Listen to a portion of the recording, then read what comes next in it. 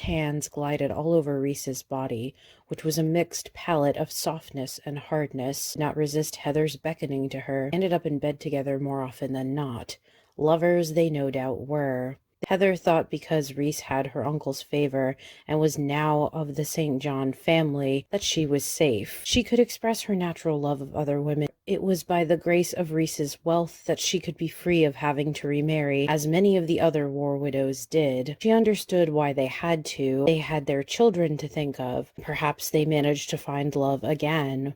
Reese had stayed with her through Hugh's death and faithfully remained with her for the past almost 2 years, done as much as she could to get Helen and Antony to be comfortable in the St. John manor. She had even bought Helen a pony and Antony his own dog. They both fell over themselves when they saw her gifts for them. She was very attentive to the children when they weren't at school, like a second mother.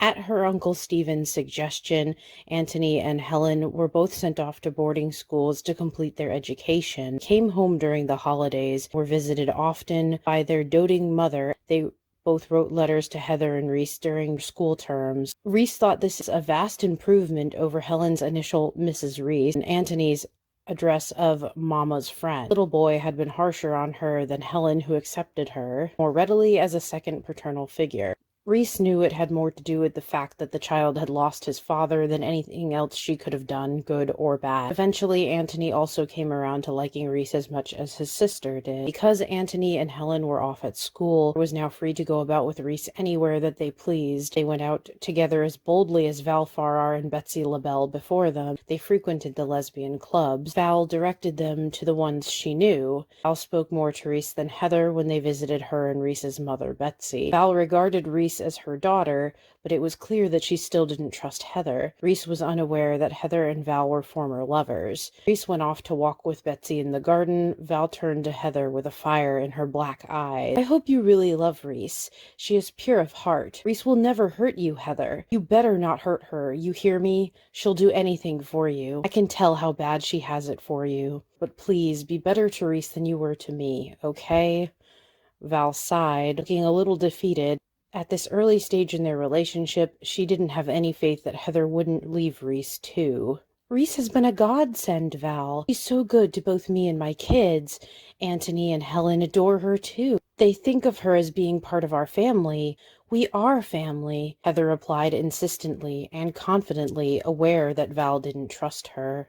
"Well, Reese is a good, dependable woman." Betsy raised her right. "Despite all the hardships, she'll stand by you and your children. She intends to.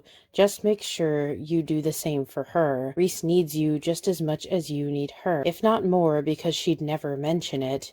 Sometimes it's lonely being a masculine woman." Heather knew some of Val's hurt was her fault, and Val's words did not make her feel any better. "I will do right by her, Val, I swear," she began, but Val cut her off, uninterested in any promises. "Don't tell me about it. Prove your loyalty to Reese with your actions." The older woman chewed the end of her cigar and looked wearily over to Heather. She was still such a small, pale woman, coming up to only Heather's shoulder. Reese was her opposite, a tall, dark girl.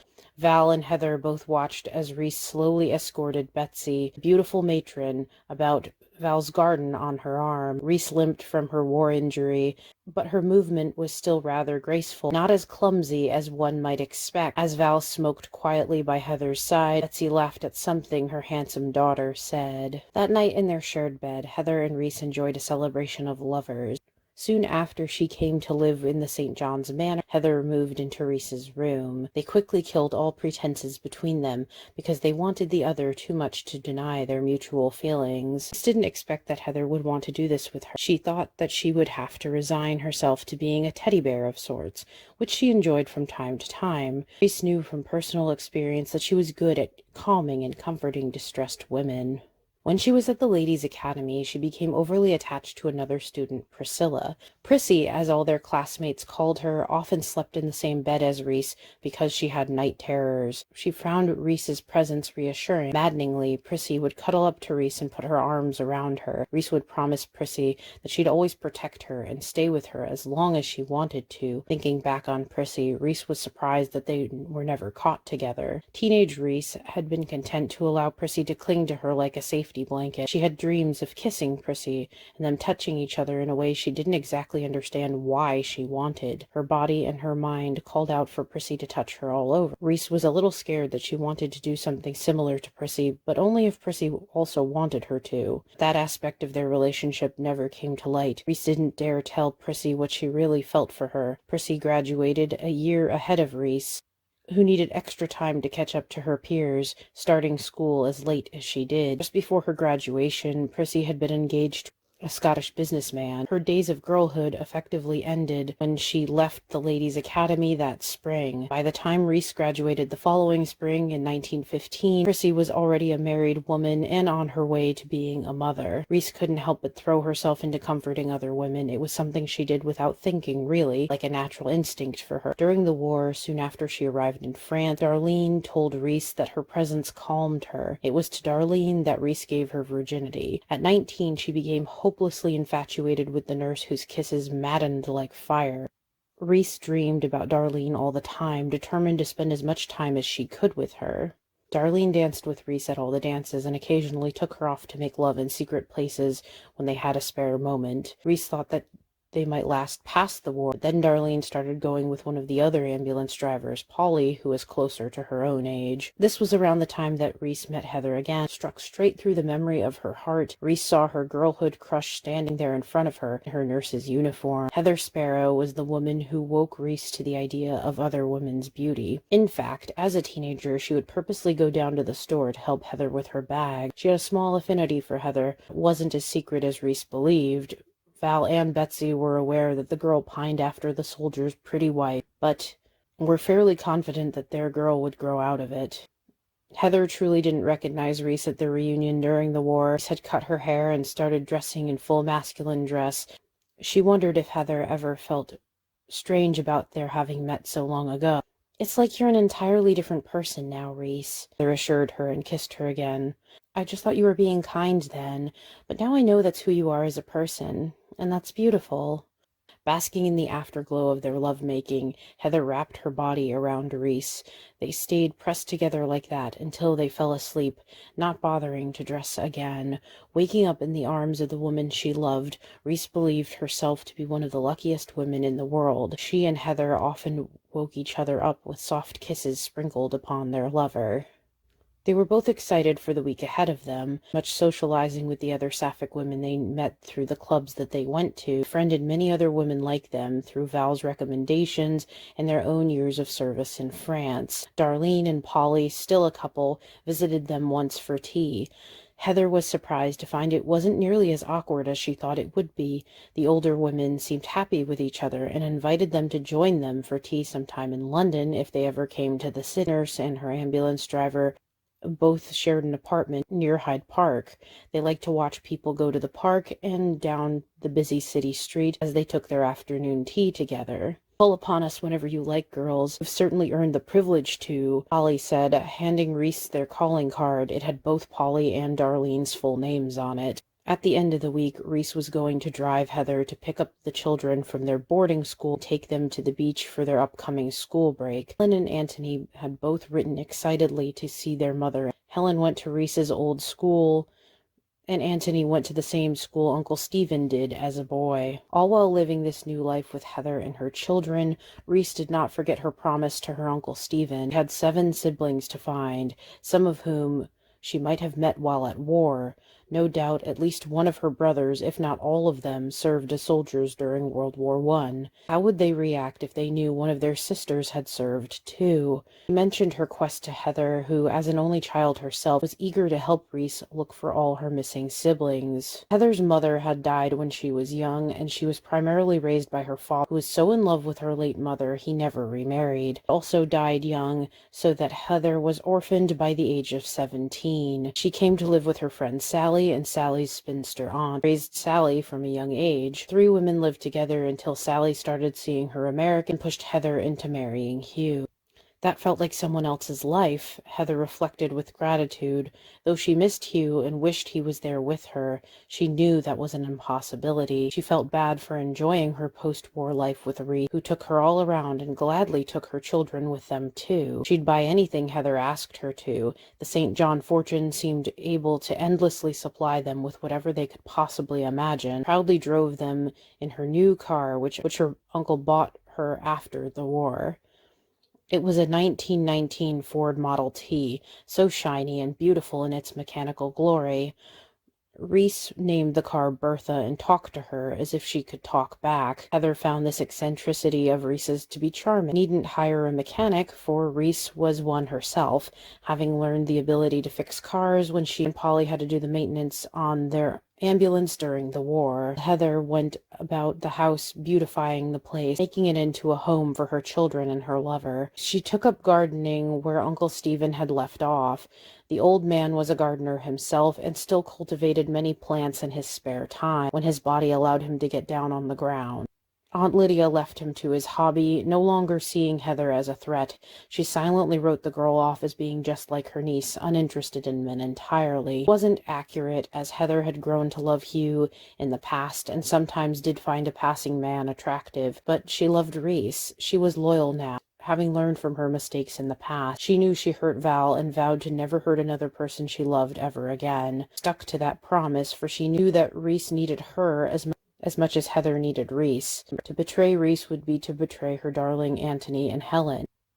Heather couldn't imagine ever hurting them like that. Children were her world, the world that she gladly now shared with Reese. Everything that was Heather's was Reese's, and everything that was Reese's was Heather's. They would have married if they could have. Heather dreamed once that they could. She nearly told Reese that they had a most beautiful wedding in the world of her dreams, but she held back. Want to hurt Reese's feelings in case she felt bad that she couldn't make this dream of Heather's a reality. That was the one thing that they didn't have, but they had everything else a couple could possibly want. The world was theirs.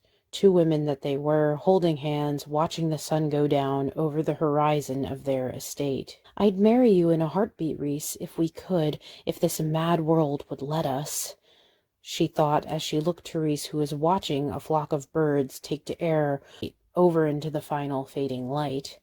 "What's on your mind, Heather?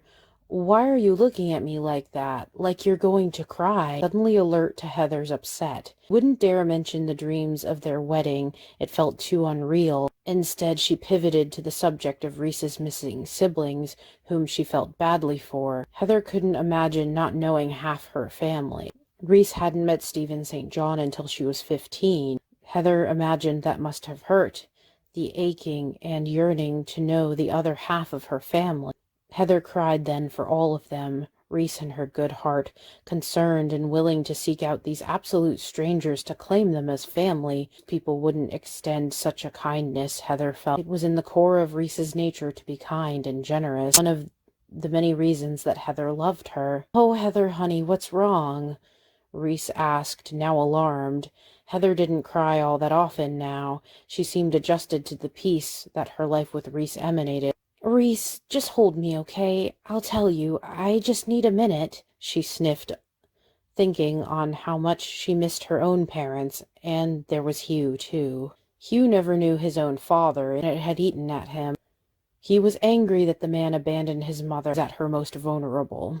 Miss Sparrow was lucky that her friends had open minds and hearts. Hugh grew up with his mother and her 3 friends, a married couple and their kindly spinster sister. He didn't feel the lack of a father figure, but he did have some questions for his biological father should he ever meet the man. Hugh had told Heather this while they were still courting. He vowed to never leave her like his father left his mother. "Death would be the only thing that would take me away from you and the children, Heather." "Don't say such things, Hugh," she had begged him, hating when he spoke in finality. He learned not to, and to keep such dark possibilities to himself. He was more aware of the war coming on than she was, because he had heard and felt the ripples of rumors coming in from the other soldiers. His words ended up becoming true like a hideous prophecy. Death spirited Hugh away, just shy of his 28th birthday. He died in the summer of 1917, a man born in the fall of 1889. I'm crying for lots of reasons, Reese. I'm thinking how sad some of your siblings might be. Hugh didn't even know his father either, and it definitely bothered him, haunted him. I'm lucky that I knew both my parents, even if they both did die young. I don't wonder about where I came from. It must be hard to live with that. I can't imagine it. It's difficult in some ways, Reese began, but then faltered. This wasn't what she had expected from Heather. Something about Hugh or the children, sure, but not anything about her missing siblings. She still had her arms around Heather and thought quietly on what she wanted to say. She never complained to her mother about Cedric. She didn't dare to, imagining her mother went through a lot of stress and drama in her youth. Reese didn't want to make Betsy relive any of that early strife. "We have to help your Uncle Stephen. We have to find Cedric's other children," Heather said then, too, to her lover's surprise. "You want to help me, Heather?" "Yes, darling, like we promised each other. What's mine is yours, and what's yours is mine. I don't want you to carry that burden alone. Let me help you find them all, that we can be a big family together. I'd like that more than anything, Reese," Heather said as the sun faded down into the forest. The night's first stars winked into view as the sky grew slowly darker. Reese kissed Heather softly under that changing sky, grateful that her woman wanted to help her in this daunting task, knew that with Heather by her side, she'd be able to find all 7 of her missing siblings. "Thank you, Heather. I'd love that. Thank you for wanting to search with me. It'll be easier and much more enjoyable if I know you're going to be with me every step of the way."